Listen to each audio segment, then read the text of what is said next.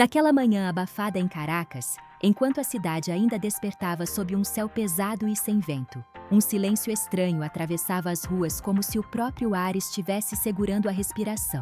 Durante meses, o país vinha vivendo sob tensão, sob rumores de prisões arbitrárias, manifestações reprimidas, famílias separadas e vozes caladas. E então, quase sem aviso, a notícia começou a circular. Dezenas de pessoas detidas durante os protestos contra o governo de Nicolás Maduro estavam sendo libertadas. Não era uma explosão de fogos. Não havia discursos grandiosos nem celebrações oficiais. Apenas a abertura lenta de algumas celas e o retorno cauteloso de homens e mulheres que haviam desaparecido nos corredores escuros do poder.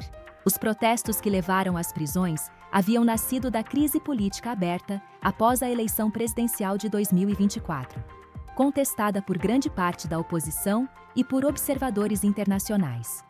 Nas ruas, o sentimento era de exaustão misturado com revolta. A população já convivia há anos com inflação crônica, escassez, migração em massa e um sistema político cada vez mais fechado. Quando as manifestações cresceram, a resposta foi rápida e dura. Forças de segurança avançaram sobre os protestos, líderes comunitários foram presos, estudantes desapareceram, jornalistas foram silenciados. O recado era claro: o Estado não toleraria contestação. Agora, no entanto, algo havia mudado. O governo começou a permitir a saída de alguns detidos, em grupos pequenos, quase discretos, como se quisesse evitar qualquer imagem simbólica forte demais. Segundo os primeiros números divulgados, pelo menos 26 pessoas haviam sido soltas, e nos dias seguintes, a estimativa subiu para mais de 60, incluindo opositores, manifestantes e ativistas. As portas das prisões se abriram sem cerimônia, mas o impacto emocional foi profundo. Mães que haviam passado meses dormindo com o telefone ao lado do travesseiro voltavam a abraçar seus filhos. Esposas reencontravam maridos magros, abatidos, mas vivos. O país, ainda ferido, observava em silêncio.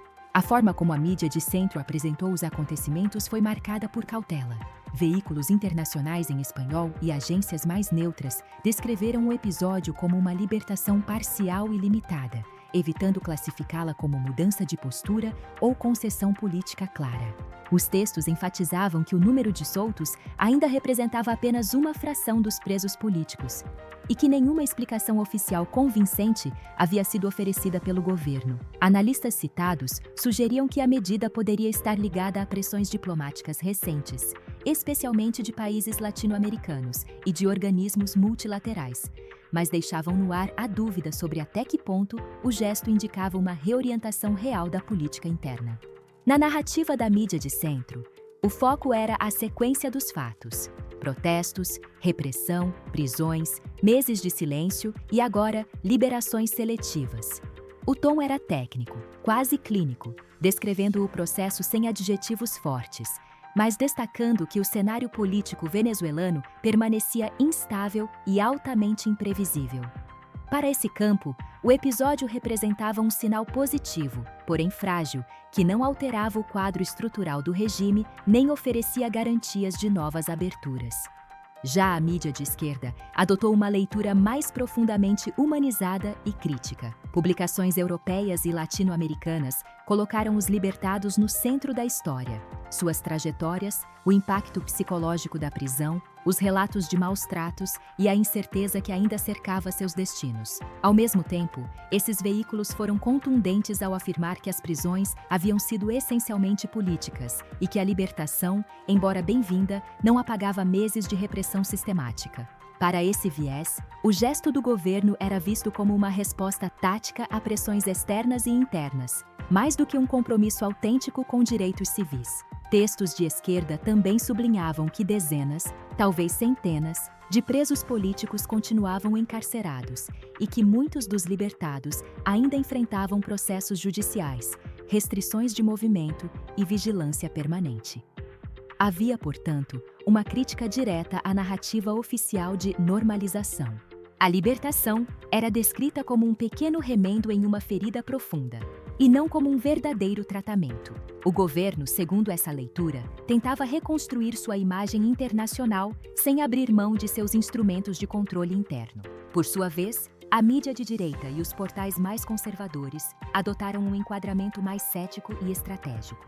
Para eles, a libertação era interpretada principalmente como uma jogada política de Maduro para aliviar sanções, recuperar canais diplomáticos e enfraquecer a pressão internacional. O gesto era descrito menos como um ato humanitário e mais como uma manobra calculada, feita no momento exato em que negociações e críticas externas se intensificavam. Esses veículos destacavam a fragilidade econômica do país, a dependência de acordos internacionais e a necessidade urgente de aliviar o isolamento político. Nesse viés, a pergunta central não era quem estava sendo libertado, mas por que agora? A conclusão sugerida era que o governo venezuelano se movia por sobrevivência estratégica, não por transformação institucional. Libertar algumas dezenas de presos, segundo essa leitura, custava pouco e podia render muito em termos de imagem e negociação. Enquanto isso, dentro da Venezuela, a população assistia a tudo com uma mistura de esperança cautelosa e descrença acumulada. Muitos comemoravam cada porta de cela que se abria, mas poucos acreditavam que o sistema havia realmente mudado. As estruturas de poder permaneciam intactas. Os mesmos tribunais, as mesmas forças de segurança, os mesmos mecanismos de controle continuavam operando. A libertação trazia alívio, mas não trazia segurança. No plano internacional, governos estrangeiros reagiram com palavras medidas. Houve manifestações de satisfação, pedidos por mais libertações, convites para diálogo. Nenhuma celebração excessiva, nenhum reconhecimento formal de ruptura. O mundo parecia entender que o episódio era apenas mais um capítulo em uma crise prolongada, cheia de avanços mínimos e retrocessos profundos. Ao final, a imagem que ficou foi a de um país suspenso entre dois tempos, o da repressão recente e o de uma possível abertura que ainda não se materializou. As pessoas libertadas voltaram para casa carregando não apenas seus pertences, mas o peso de meses de medo e incerteza.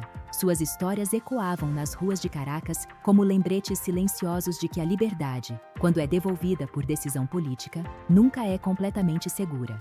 A Venezuela segue, assim, caminhando sobre um fio invisível entre pressão e resistência, concessão e controle, esperança e cautela. As portas se abriram para alguns, mas o corredor inteiro do poder continua escuro. O futuro do país, mais uma vez, permanece escrito em lápis, pronto para ser apagado ao menor sinal de instabilidade. E é nesse espaço instável, entre a cela que se fecha e a porta que se entreabre, que a nação continua sua travessia.